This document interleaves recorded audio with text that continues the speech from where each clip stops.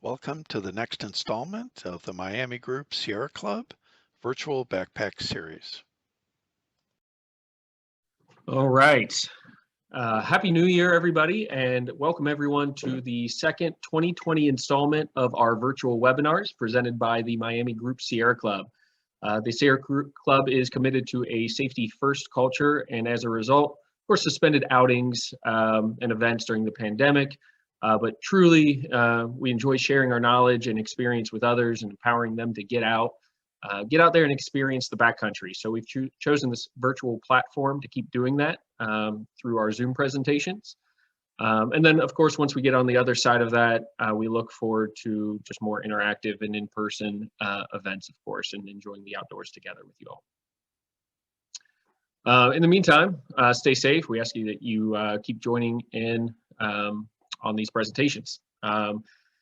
So while a few people are signing in, I'd like to let you know that a PDF copy of this presentation has been posted to the Sierra Club website. At the end of this presentation, we'll place a link into the chat box for that. You'll also find a whole host of other things on the Sierra Club website as well: educational meetings, our newsletter, ways you can take action, and of course, our outings and events once those are restarted. So that brings us to the talk, and so thanks for joining us. My name is Bryan, trail name is Iceman, and I thru hiked the Appalachian Trail back in 2006 and 2007. So while it's been a bit since the thru hike, there's nothing that stays kind of more dear to my heart, and it's a place that I try to frequently go back to just as often as possible. Some of you might also know me as one of the co-owners at Roads, Rivers, and Trails. And so we're in downtown Milford. Hopefully you've stopped by. If not, please come give us a visit for any of your outdoor needs. You know, we really try to specialize and concentrate on just good service and expertise in everything outdoors, really. Also joining me is my good friend, Will Leapfrog.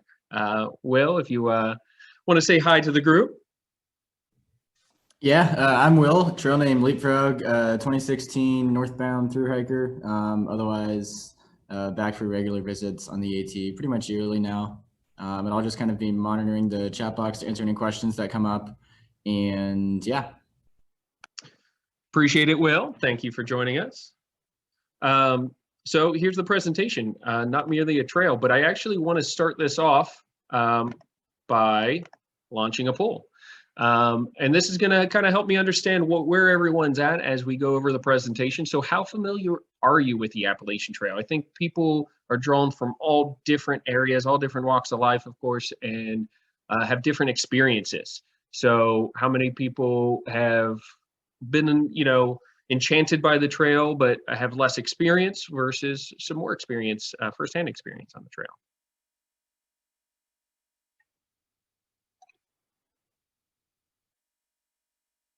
Looks like we're a little bit all over. I believe you could see this if you're on Facebook. Forgive me, because I'm not entirely sure, but we, you know, a lot of people that are understand and have followed the trail, but have not had on-trail time or limited trail time, and then a few people that have had some more significant on-trail time. So we're a little bit all over. It looks like we've got most of the votes in. All right. Awesome. Thank you guys for that input, as that definitely kind of helps as we go through the talk and me understanding where you guys are all coming from. Bryan, would you like me to share the results so everyone can see them? Yes, please.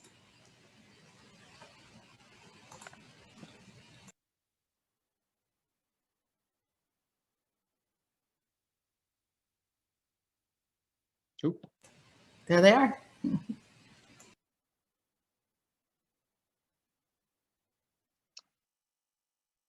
Awesome. Thank you, Nancy.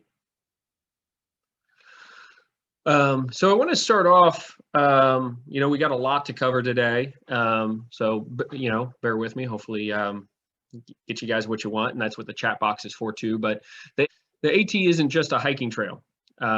In fact, when we talk about the AT, I'd say that only a fraction of the conversation is about the hike. The AT has built up a reputation to be much more than just a hike. It has an allure that captures people's imaginations and their hearts, and through time has built up a history that reinforces all of those stories.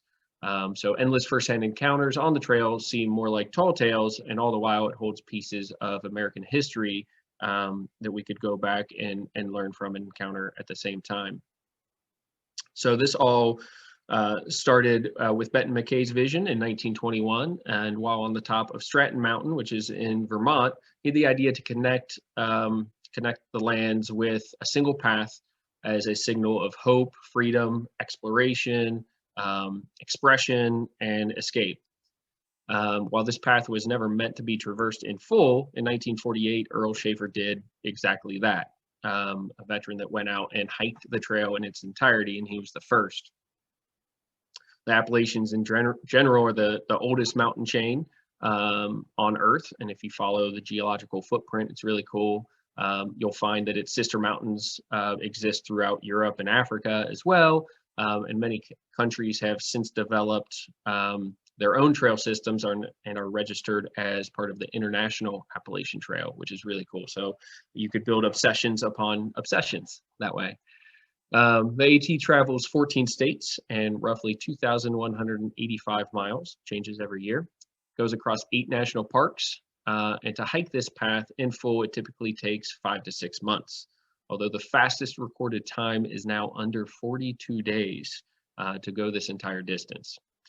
You'll cross a road on average of every 4 miles and find a camper shelter about every 6 miles on average throughout that trail. Excuse me, the slides are turning a little slow.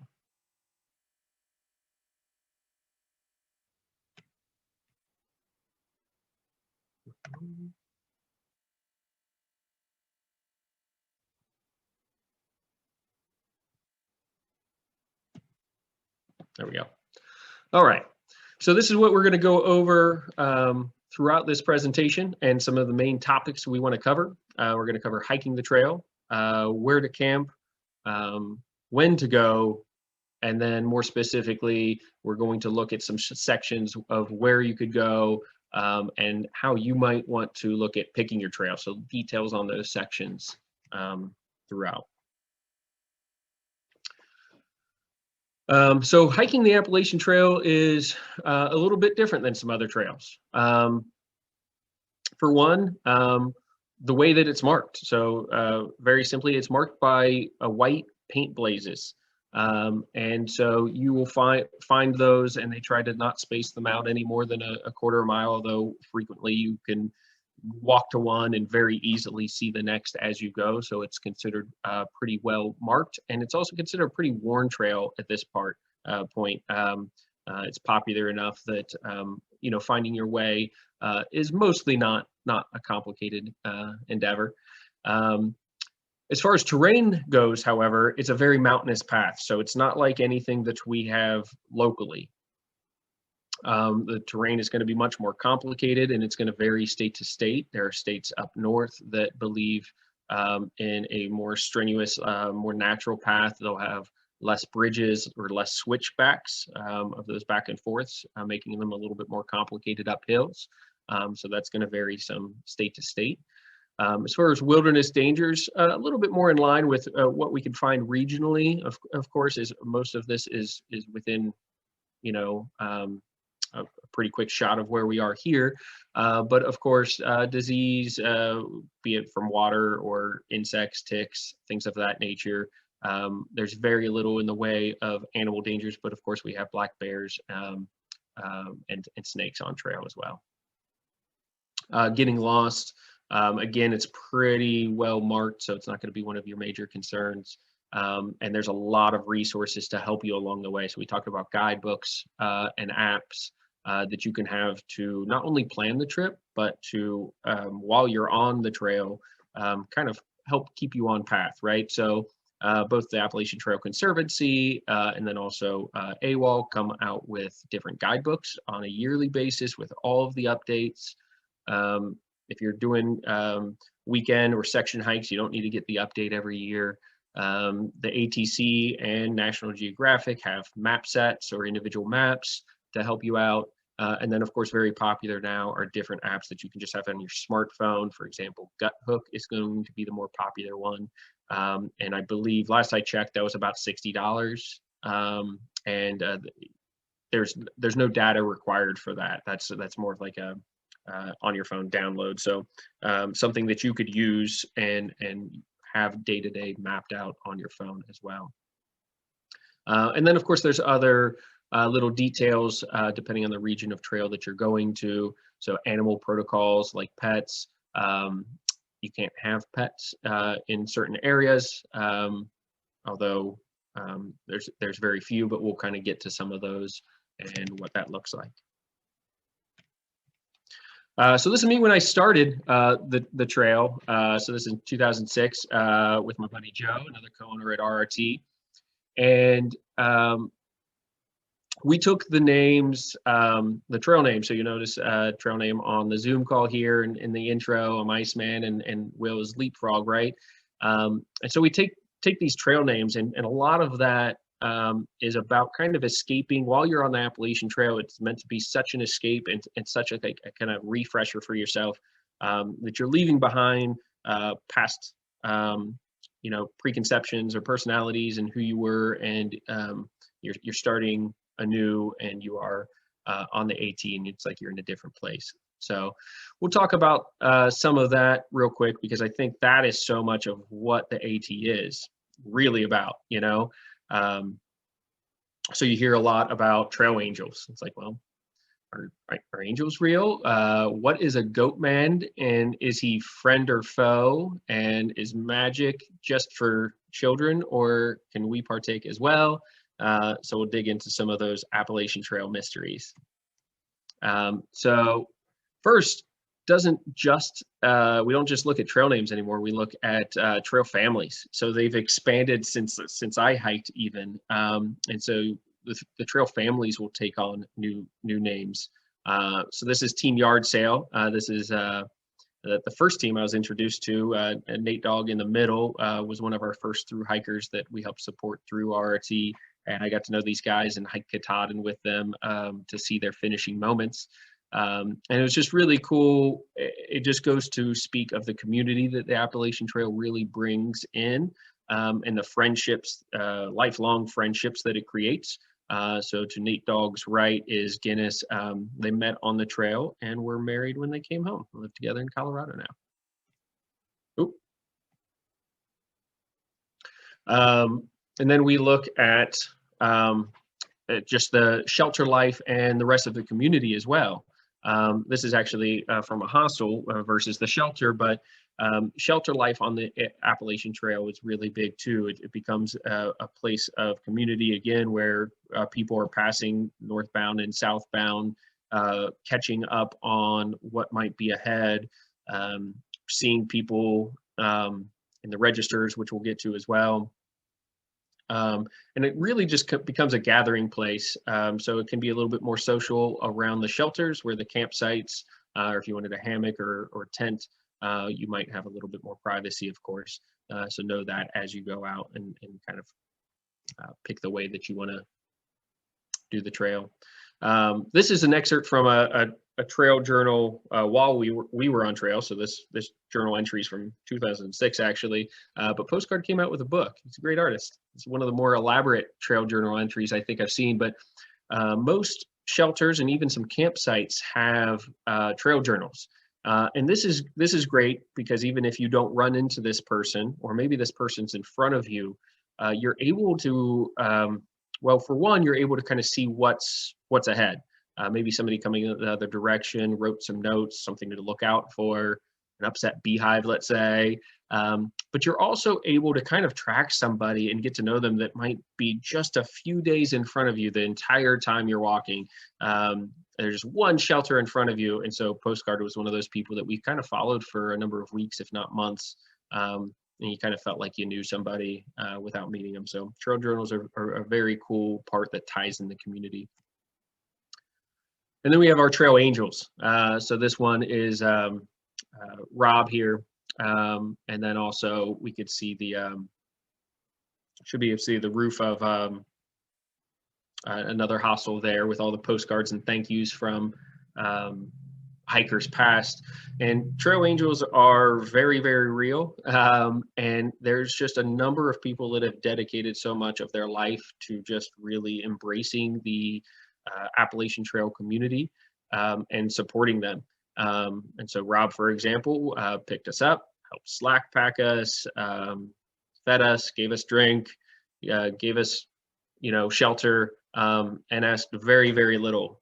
So there's many hostels along the way, typically providing these shuttles, showers, room and board for very small fees because it's more of a way of life and more of a way to stay connected with their trail family and their trail community than anything else. So they really help build what the AT is. I couldn't imagine what the AT would be without these people, without this community looking out for you all the time, because they were able to provide the pick-me-up exactly when you needed it. There's the postcards there of all the hikers that had come through and sent back their thanks. This was at Bob Peoples at Kincora Hostel, one of the more famous trail angels. And then there's trail magic, right? Magic is also very, very real. So you start to understand how the Appalachian Trail is really more folklore than reality, which is, part of the allure to it, right? So trail magic can come in many, many forms. In this form, it was ungodly expensive tent set up with nobody else around, but on the inside had a space heater and a little mini hot dog cooker and a Tupperware full of condiments and everything else. And so you were to stumble upon it, go inside, warm yourself, feed yourself, and then enjoy the rest of your day hike. You probably could have also enjoyed your day there. It might also just include stumbling upon surprise food or drink. So I noticed on the ground there's a cherry pie, some oranges, banana. There was a Jack Daniel's cooler of sorts. And so, we were able to somebody stopped, dumped some extra food at the trailhead, and some hungry or desperate, or in this case, some very defeated hikers, as this was in the first week of our hiking, found this. And this was in the first 3 to 4 days of our hiking, found this and had spirits totally raised up. So remember that when you visit the AT as well, that you could be a trail angel, you could perform these acts of trail magic, bring up some ice cream sandwiches and sit in a trailhead one day, or whatever it may be, give somebody a ride and be part of that community. Is super fun to do on the other side too. So it's all real, all of the tall tales that you've heard. So we'll dive back now into some more logistics and some things like that.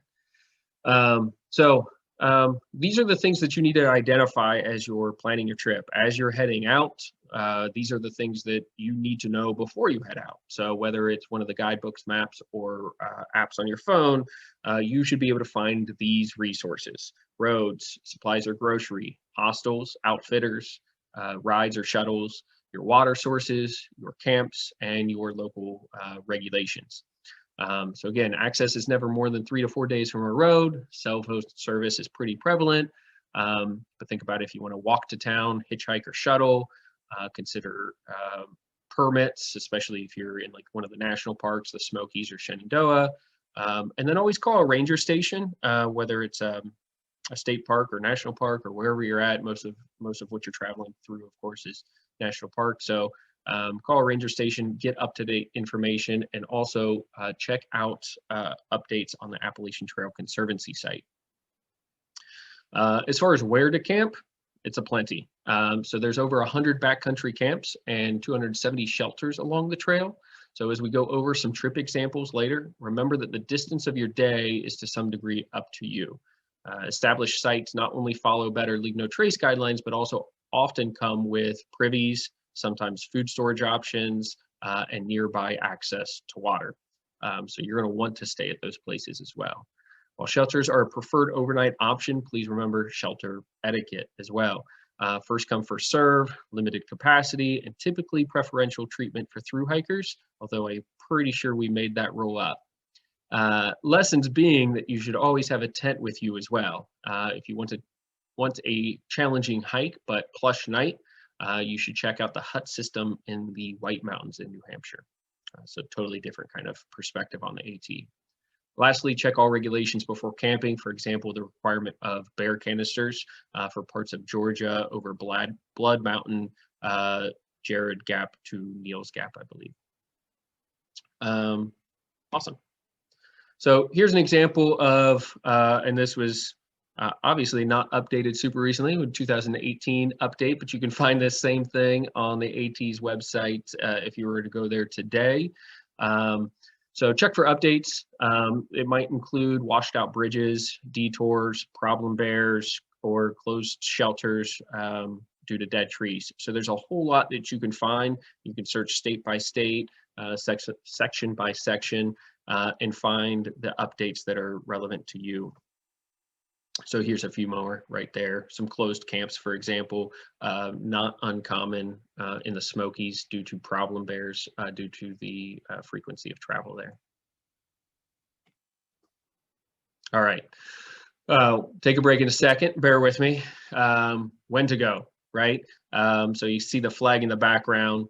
We went to the Appalachian Trail trail days. This is going to be mid-May every year. Again, banner's a little dated, but you have a lot of things to look at. This is just one of them. You want to know how crowded the trail is going to be, what's appropriate for you. So we're going to look first at weather. Winter lasts longer in the mountains. You can expect a 15-degree drop pretty easily just with some of the elevation you're going to see versus the town weather that you might be experiencing even in nearby cities. You're going to be looking for April and May if you want to catch a lot of the flower blooms. You're going to be looking for June for some of the rhododendron blooms, which we'll kind of talk about some areas for that later. You want to consider the through hiking season. So if you want to avoid some of the crowds, if you want to maybe have a better chance of getting in a shelter, know that a lot of northbound through hikers are going to start late February to early April. That's actually getting earlier and earlier, it seems, every year.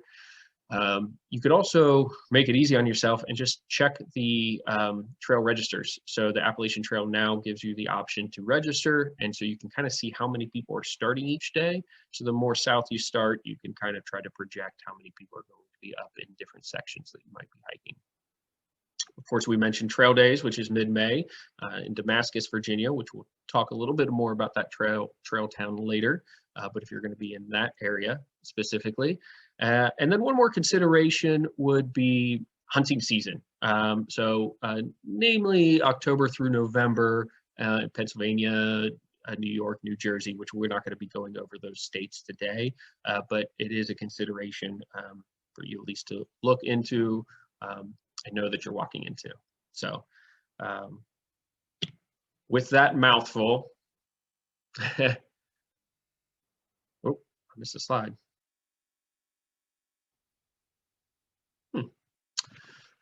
All right, well, the slide's not there, but questions. We'll take a break. If you guys have questions, will anything coming in on Facebook, let me know that we can address or you want to address, or guys, anything in the chat box that we've got.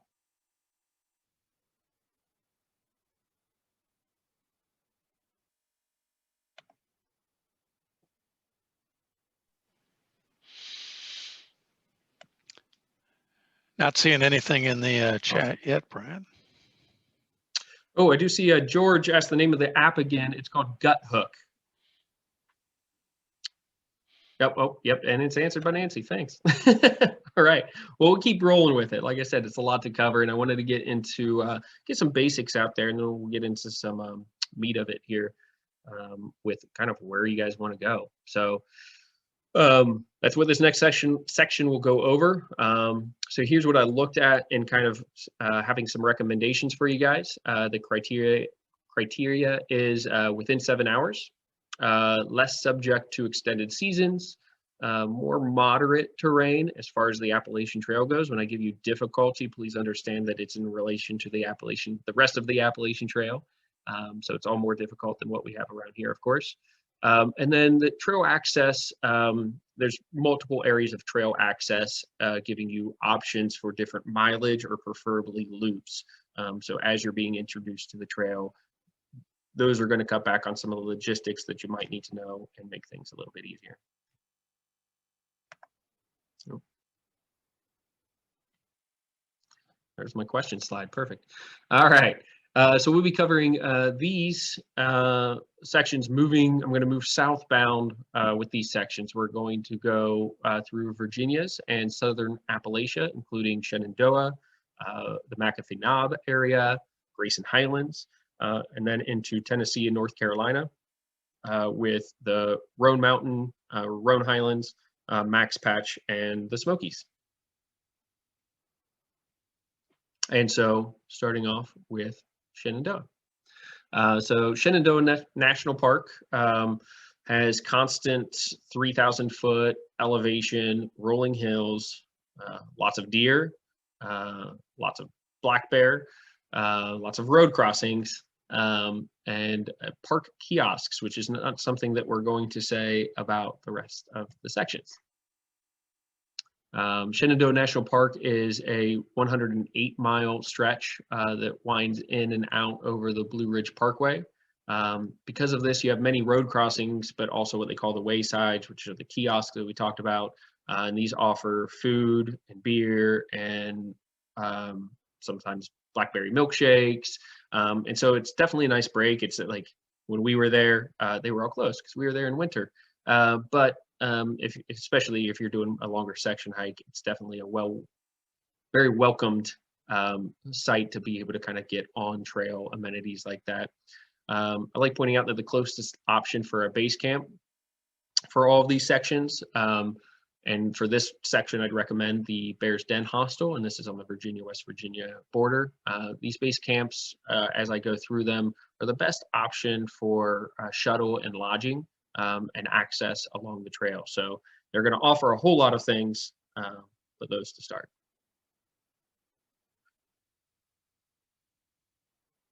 All right. So the Shenandoahs are about a 7-hour drive from Cincinnati. So if you're joining us from the local area, so it's one of our further destinations that we're going to talk about tonight. The park's main towns nearby are Elkton, Waynesboro, or Front Royal. These towns cut the 108 miles into about 55 and 63 mile sections. The difficulty, I'd say more on the easy to moderate side, kind of right in the middle there.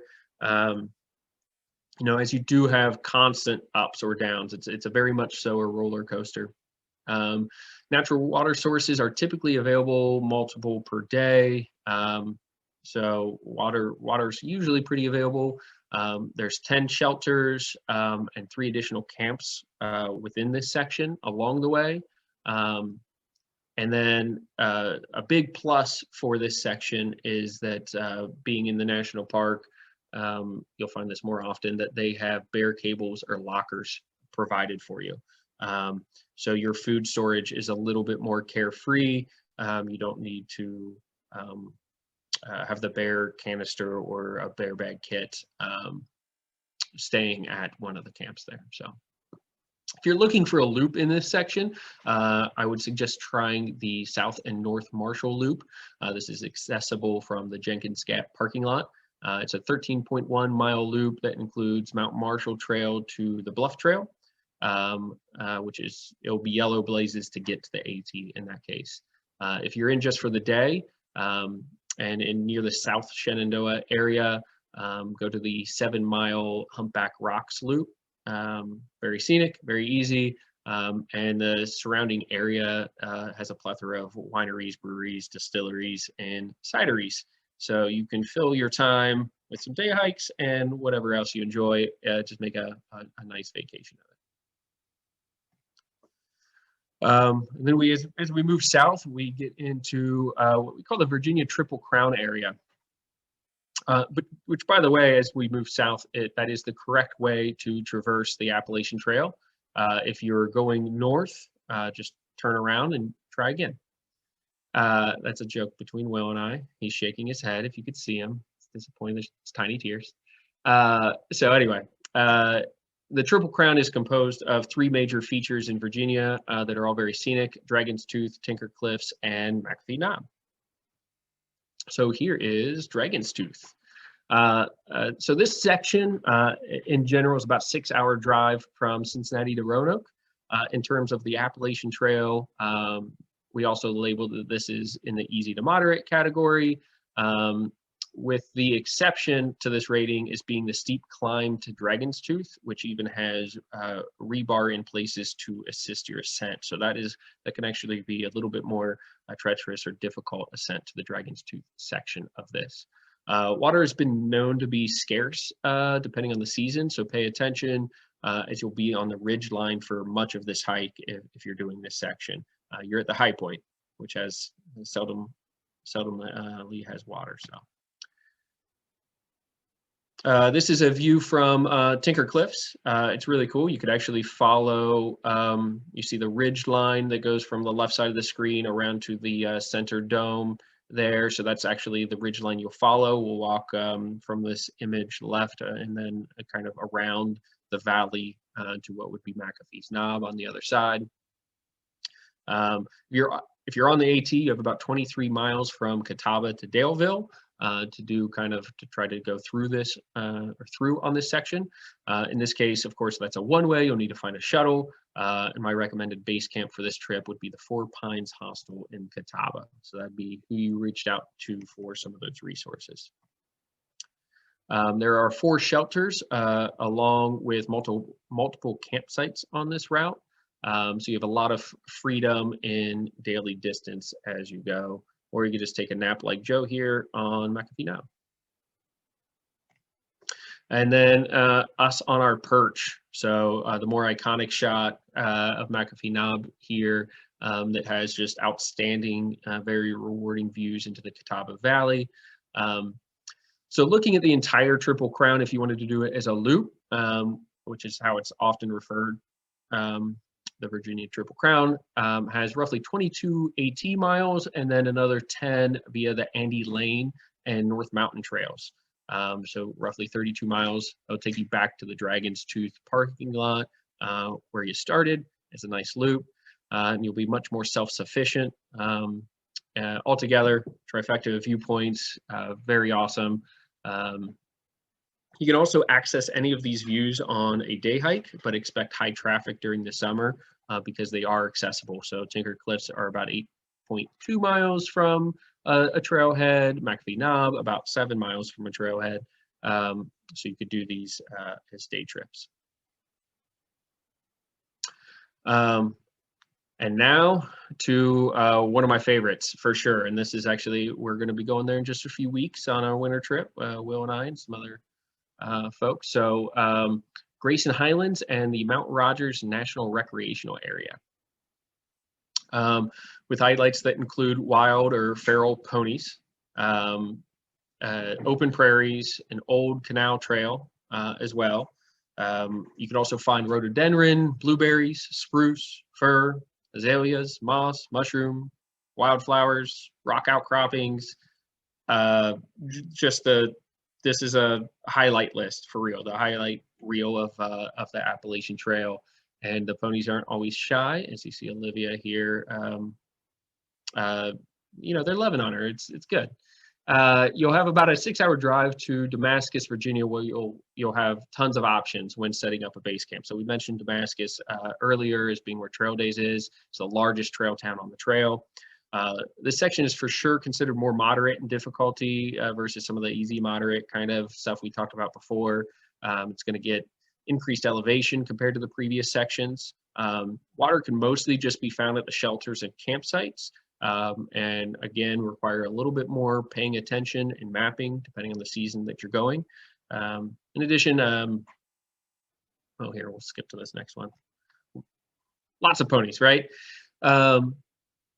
For mapping it out, if you get one of the maps, Nat Geo has a Grayson-specific map, 786, versus using the Appalachian Trail maps. It's just a little bit better zoom in, especially if you're doing off-trail stuff. It's going to show some other trails other than the Appalachian Trail, so that's a good map to get. If you're looking at a loop, look at the Fairwood Valley Loop. It's 18.3 miles and uses the Mount Rogers Trail to access the AT. From there, there's lots of options that utilize other trails as well, just depending on the mileage that you want to work in. There are many camping and shelter options along the way here. So again, flexibility is pretty easy. However, a summit of Mount Rogers is a side trail. It's not going to be part of a loop or part of the AT for that matter. Mount Rogers is over 5,700 feet, but it is the state high point for Virginia. So a lot of people like doing that side trail. And how can we leave out of all the ponies? Fabio the pony. If you're looking for a longer section, hiking Damascus to Fox Creek Camp is 44 miles, plus a half-mile side trail to the AT. So if you want to piece a little bit more together, or you could do Damascus to Troutdale is 49 miles. So just depending on the number of days that you have, of course. Either is going to require a shuttle. You could shuttle from Mount Rogers Outfitter, The Place, Dave's Place, Crazy Larry's, or the Woodchuck Hostel. So again, this is a trail town. You have lots of resources here, making it a pretty awesome place to go. So hostels are not just great for the shuttles, of course, but to do laundry, rest pre or post trip, gather supplies, any of that stuff. For a shorter loop trip, a weekend hike, start from the Grindstone Campground parking area and hike a loop around by Old Orchard Shelter. And that's going to give you kind of like a little highlight reel over the weekend. Awesome views of the highlands there. Another parting shot there. From Damascus, you can also hit the Old Canal Trail. So the Virginia Creeper Trail follows the Old Canal, and it's a gravel trail. So it'd be a very easy hike. It's very pretty. And it's also bikeable. I think you can rent bikes in town with better tires to bike the gravel section there. FYI, the ponies will eat, lick, and could kick, but they'll definitely eat your socks. So if you leave your socks out to dry next to the tent, or have just been sweating uphill like Olivia was in the earlier picture, they're going to want to lick you a little bit too. All right. You guys all sticking with me, I hope. We'll take questions at the end again too, I promise. All right. We're going to move on to the Roan Highlands. The Roan Highlands are approximately 6 hours from Cincinnati and are insanely beautiful again. You may pass over Unaka Mountain, which is a unique summit with a like thick spruce forest. Roan Mountain, which you are traveling, if you are traveling north, is the last mountain above 6,000 feet until you get to New Hampshire. Again, we've built up an elevation here momentarily as we're going along this trip. Roan Mountains, or the Roan Highlands and Roan Mountain specifically, also has or boasts the highest shelter on the AT. So at 6,285 feet, the highest shelter where you could sleep along the AT. You'll pass over multiple rewarding views at Round Bald, Jane Bald, Hump, and Little Hump as well. So all kind of open balds like what we're seeing here in the picture. You can also expect the most consistently cold weather in southern Appalachia. So between Roan Mountain, Tennessee, and Irwin, Tennessee, there are 42 miles of trail, AT miles of trail. There are 6 trailheads that can be accessed by car. So shorter hikes are completely doable. Again, like we talked about, you could really break that down or add it back up to find a distance or a number of days that works for you, especially with the use of shuttle systems from the surrounding hostels. Some section breakdowns would include going 27 miles from Indian Grave Gap, which is outside of Irwin, to Carver's Gap. It's going to be a great section. That's on the north side of Roan. You'd go up to the north side of Roan, past it. You could stretch this to 36 miles if you just start at Irwin, or up to 51 miles if you start at Elk Park. Again, with the guidebooks are going to go all over this. You guys don't need to remember the numbers or anything, but just as an expression of the different distances that you could do and the bigger or smaller trips that you could put together. Guidebooks and maps are going to break this down for you pretty easy. So But the more you can squeeze in this section, the better. So, when I stretch that out to the 51 miles, if you make that happen, go for it, because that's all a great section, that entire bit. Little picture from Over Mountain Shelter, which is now closed, considered not safe to sleep in.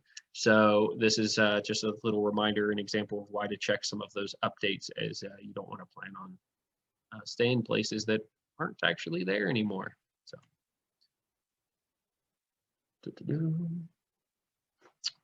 So if you're going to do something along the Roan Highlands, set up your base camp one of a few places depending on the section. You have Uncle Johnny's Hostel on the Nullichucky. He does shuttles, resupply, and has private rooms. They're in Irwin and could shuttle anywhere in the area. You have Bluff Mountain Outfitters in Hot Springs, which is literally on the trail. Or you have a personal favorite, the Mountain Harbor Hiker Hostel, basically on the trail, and in the Roan Mountain area, year-round shuttles and amazing breakfast. I think it's $13, and you only get like 10 people's worth of food per person, and just everything you could ever want. So I always mess up and I go there pre-trip, and when you can't eat enough, do yourself a favor and definitely go there post-trip when you could get the most out of the breakfast.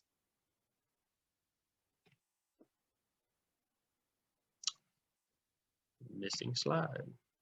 Oh.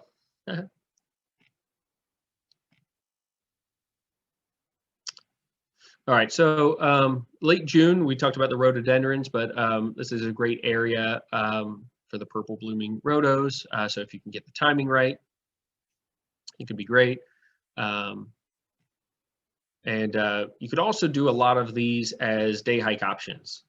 So the Roan Summit or some of the surrounding balds could be easily accessed by road, and you could go as little as a mile or two up and kind of take in some of those views from the balds. So we'll look at the shelter at Roan High Knob. So this is in a rare case where it's a four-sided shelter, four-walled shelter with a door. It's not a common case, but just since you can get a little bit worse weather up there, they give you a little bit more. This one's gonna be a little bit quicker. It's a short one, but I have to mention it for its easy and open views. Max Patch, the southernmost bald on the AT, is at 4,629 feet. A good support hub for this, again, could be the Bluff Mountain Outfitters. You can also use Standing Bear Farms, the northern part of the Smokies, or Laughing Heart Lodge. Or Elmer's Sunnyside B&B in Hot Springs, also a good AT staple there, the Elmer's. So Max Patch is a beautiful spot to catch a sunrise or sunset there. So for Max Patch, you can go Green Corner Road over Max Patch to Hot Springs, a nice 33-mile section. Travel and shuttle pretty well. You could also turn it into, there's options for a 19-mile, like shorter weekend, or you can do the day hike for Max Patch. So if you're just even in the area doing something totally different, it's less than 2 miles up to the Max Patch Bald from the road. So this is for sure a stopover that you should make at the very least. And the last on our list, and one you guys might be more familiar with, Smoky Mountain National Park. So finally the Smokies, a section of the trail that we'd rate definitely more moderate to hard, with a healthy population of black bears, old growth forest, and high peaks, including the AT's highest point, Klingman's Dome, at 6,643 feet. It's highly diverse flora and old burn areas. A few things make this section different. Permits are required for overnights and must be at shelters or campsites, those designated areas. These permits are available, I'd have to check recently, but they used to be 38 days in advance, but can also fill up fast.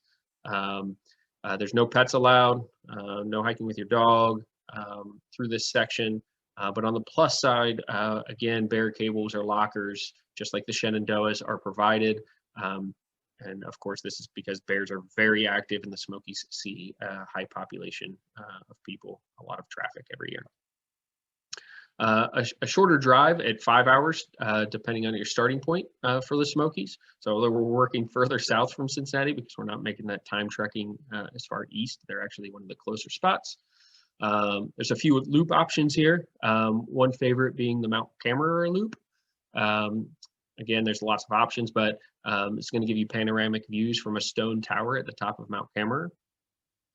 It's an 18-mile loop with, depending on which way you go, but if you take the grunt of it first, you have a 3,000-foot climb and would probably end up staying at Cosby Knob Shelter, and then you kind of loop back down using the Big Creek Trail to go back to Big Creek Ranger Station where you parked. So pretty easy loop, and as you come back Big Creek, of course, you're walking creekside the whole time, and you have a few different falls to pass as you work your way back to the car. A nice easy day out at that point. So an awesome option. If you're covering larger sections, you can travel, especially if you're trying to build in section hiking, you could do 70 miles for a total traverse from Fontana to Davenport Gap. Be a pretty big section. You can cut that section in about half by stopping at Newfound Gap. It's about 30-ish miles if you went from Big Creek Ranger Station, for example, to 441, which is Newfound Gap. If you did that section, so again, cutting it in half, you'd still be passing you'd be doing the section with Mount Cameron and also Charlie's Bunyan as some highlights, and we'll show you a picture of that in a minute as well. A good base camp is to park and stay at Standing Bear Hostel, where you can arrange shuttles. You can also try Bluff Mountain Outfitters in Hot Springs, still not too far away, as everything we've been talking about is pretty back-to-back here. Or from the NOC, Nantahala Outdoor Center, which is in Gatlinburg, to do shuttles as well. Shuttle you to Big Creek, for example. But either way, it's so much of it is one way if you're trying to cover big AT miles. So you're going to have to hitchhike back to town or vice versa, hitchhike out, get a ride back. Just a little bit more work logistically, how you're going to put it together, perhaps. But. All right. And then if you're going out for just the day, go to Newfound Gap. If I had to name one spot, and take yourself to Charlie's Bunyan. So an 8-mile round trip from Newfound Gap will take you here. If you look over our left shoulders to the left shoulder to the prominent peak there is Mount LeConte. It's another favorite of mine, but couldn't make the presentation because it's not along the Appalachian Trail. Sorry, guys. We could talk about that later as another great Smokies trip or day hike along the Smokies. And now my question side pops out. But before we do this, thank you for sticking with me, guys. I want to launch a second poll here. Well, Nancy, will it let you launch a poll by chance? It's not giving me the option.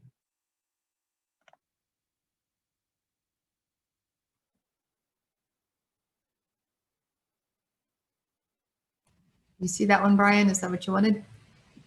Number 2? Yes. Yeah, I can't see it, but as long as they do.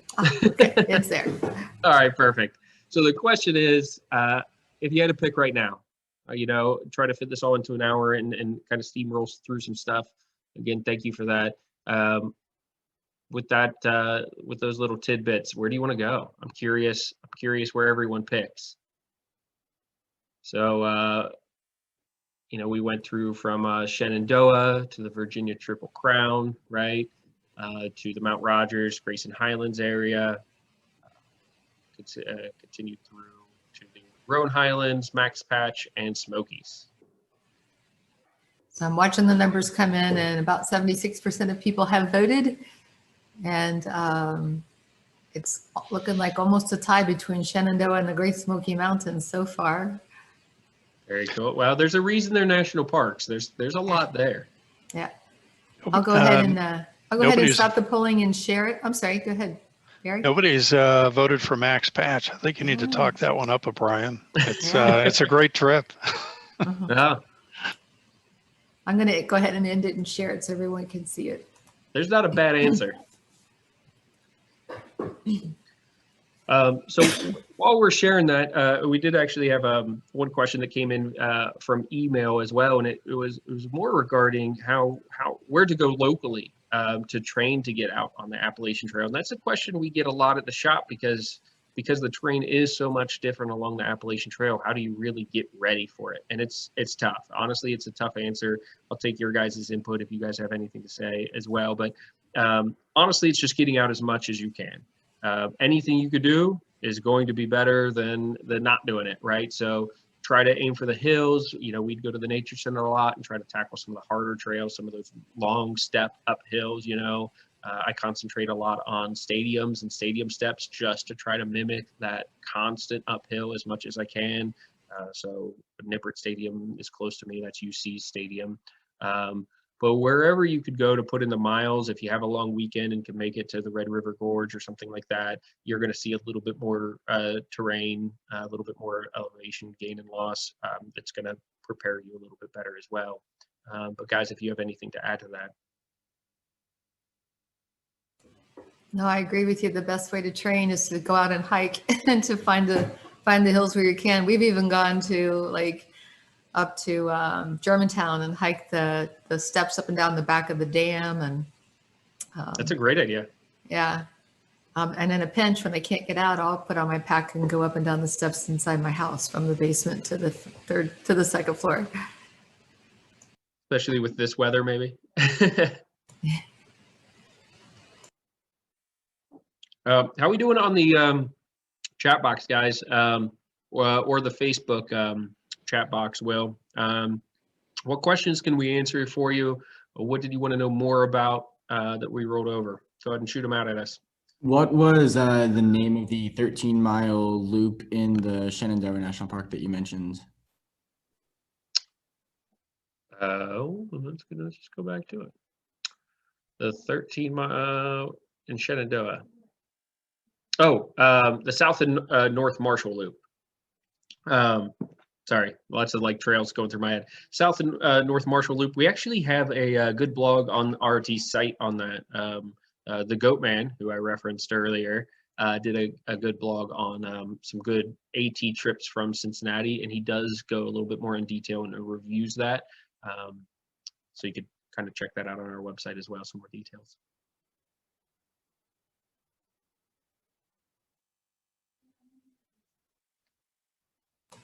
I see another question here, Brian. Someone is asking, what was the section in the picture at the beginning of your presentation? Oh man, bear with me. Let me go back into review. So let's see. I guess there's a few. So I had my intro slide with the snowy hair, and that was actually in the Smokies. Then I had a slide with a super heavy, ridiculous looking pack that was about 75 pounds because it was my first day backpacking, which was my first day on the Appalachian Trail. That was in Maine. So they clarified it's a picture that had 2 hikers in it. Oh, okay. That would have been Joe and I, and that would have also been in Maine. So that would have been in Baxter State Park, near Mount Katahdin in Maine. Maine being one of my favorite states, Maine and New Hampshire, on the Appalachian Trail. Just a little bit harder to get to and a little bit more difficult from an intro perspective, but amazing for sure. Another question someone's asking is, what's a good sleeping pad options? They say it seems like sleep is a big deal after more than a couple of days. Totally. Yeah. So this is kind of one of those areas, when I was through hiking, I had one of the thin rollout foam pads. I was also 25, and it was totally fine. It was fine. We did a lot of shelter camping. There was less under under the pad, the difference that I needed a lot of protection, and I could bounce off things. I was young. I can't do those pads anymore. Moving to an inflatable pad, or some people move to a self-inflating pad depending on your requirements for weight versus some comfort. Just gives you a lot more protection underground. So you'll pay attention to a few things, the thickness of the pad, but a lot on the insulation of the pad, and make sure that you're covered there as well. Ease of use. There's a whole lot to look at that we'd be happy to go over with you in the shop, though, for sleeping pads. But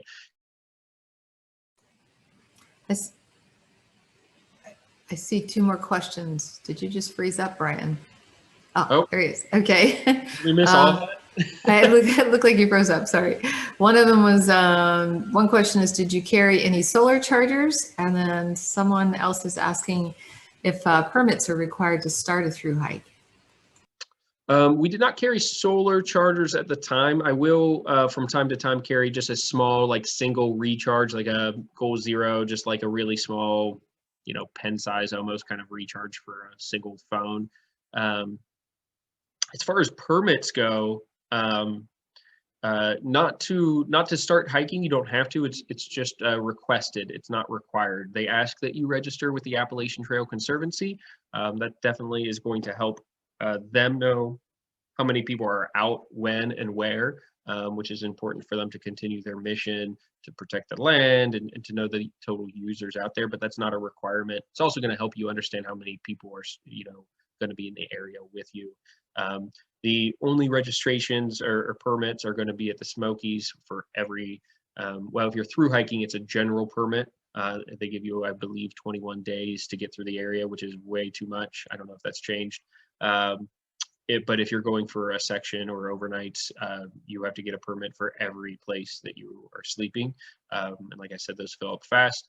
Shenandoah is a walk-up permit, so it is permitted, but you basically fill out a form as you walk into the park. So it's not like a pre-requested thing. So I don't know if you have time for more questions. There are a couple more that have come into the chat box. Do you Sure, want me to? happy. Okay. All right. There's one person asked, did you ever get sopping wet, and how did you dry out or get warm? I was lucky that we did invest in some pretty good gear when we first started. Although I was a novice, Joe in the picture was an Eagle Scout, and in a lot of ways prepared us. So we had full, rain gear, top and bottom. But accidents still happen. The worst of it was probably I stepped off a bog bridge in, I believe, Vermont. A bog bridge is basically when it's just like a mud pit and you're walking a board to avoid it. Except for this mud pit, when I accidentally stepped off of it, I was about hip deep. And so, of course, all the moisture and mud is soaking into my boot, into my sock, and into my pant. And mind you, this is probably October. It is cold. So you just have to know when to call it. We didn't do our full day. We went to a shelter. We changed clothes into of course, we always had dry sleep clothes, something warm I could put on. So just kind of getting somewhere to rest for the night, getting dry, and if need be, getting in the sleeping bag to make sure that you can kind of retain all of your heat. There's just one other time where it was an instance like that where we felt like we could have been in a danger zone if we did not stop early. So knowing when to call it, when to stop early, setting up camp was safe. And I see one more if you want to take time for the last one. Yeah, totally. Okay, it says, I'm planning a trip with a younger new hiker who wants to section hike some of the AT and wants to start in Georgia. What are your thoughts on Georgia? Would you recommend a first timer starting somewhere else? Georgia could be great, but I will say that especially in the beginning of Georgia, if you wanted to hike, if you wanted to hike the AT from beginning to end, it's a tough climb. For example, at the start point, Amacola Falls. Did I get that right? Thanks. Will shaking his head. That's a steep climb, but then Blood Mountain is a very steep climb. Those are challenging places for a new hiker. I think once you get past, whatever that is, the first, I think Georgia's only 70 miles, and that those should be in the first 30 to 40 miles, some of those things. I do feel like Georgia eases up a little bit, but there are some challenging spots in the beginning of Georgia there that you might just want to work around. But of course, if you just wanted to kind of do it in order from beginning to end, it just takes some more training to get there.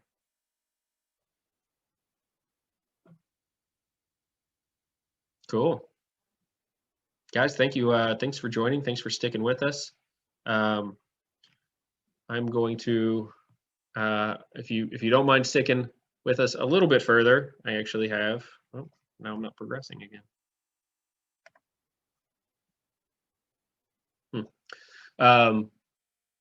We have one more poll, if you don't mind. It's actually number 3, not number 2, but and that's just for us. How did we do? Feel free to keep typing questions, by the way, but also just how did we do? This is, of course, concludes the presentation, but want to know what you got out of it, what we can improve on. So again, you could find this if you missed some of it. It's going to be, it's going to live on Facebook, on the RRT page, but also we'll have a PDF copy on the Sierra Club website, where we'll also have the recording on the Sierra Club website, where you can also find a list of other upcoming events. So definitely check that out. Let's see. If there's a topic you'd be interested in, please use the chat box to let us know that as well. Of course, we'll be planning some more in-person things as soon as we can. Did we get, Nancy, did we get poll 3 launched? It's been launched and the answers have been given and it's all done. All right, awesome, thanks. I hope you guys enjoyed the options for the answers there. I don't know why my poll button isn't working. But, awesome. Well, again, thank you for joining us today. Of course, this has been presented to you by Road Rivers and Trails. Hopefully you're independent owned outdoor outfitter for all of your needs there. Come check us out, 108 Main Street in Milford, Ohio. Give us a call, check out our website. Also, thank you to Nancy for helping out today. Summit Trek and Travel for adventure travel. Check them out as well. And of course, the Miami group, Sierra Club, for putting this all together. So keep up with us and what we have going on. Thank you.